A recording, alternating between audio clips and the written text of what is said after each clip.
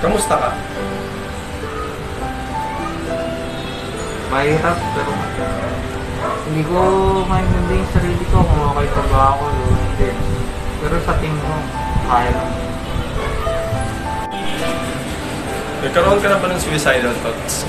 Sa totoo lang, sobrang dami na rin, pero gusto ko rin i-attempt kaso lang na maraming pumapigil sa akin. Katulad ng aking mga magulang para magpatuloy ko sa buhay na to at sa aking mga kaibigan. Kailan nag-umpisa ang iyong mga suicidal thoughts? Sa totoo lang, nagsimula lahat to nung nagsimula sa school na ako, lahat nag-ikot. Sa tingin ko, lahat nagbago. Kaya sobrang nahirapan ako kahit hanggang ngayon.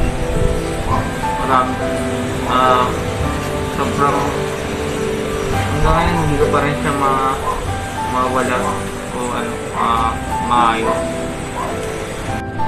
Nakaramdam ka na ba ng burnout? Oo, madalas. Kasi dati, ang sigla-sigla ko naman. Lahat ng gawain sa bahay, nagagawa ko. Pero ngayon, wala. Gusto ko laging nakahiga. Laging mag-isa.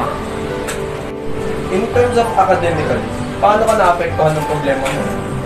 Sobrang laki kasi katulad dati, din-lister ako pero ngayon simula nung nararamdaman ko to, patuloy bumabagsak yung grades ko dahil hindi ko na nagagawa ng maayos yung aking gampanin bilang estudyante. Paano mo na-overcome yung mga suicidal thoughts mo? Siguro dahil na rin sa tulong ng mga kaibigan ko at magulang. Hindi nila ako pinapabayaan dahil lagi nila kami nakamusta. Hindi nila pinapapil sa akin na ako lang mag-isa. Tinutulungan nila ako sa araw-araw para makarecover.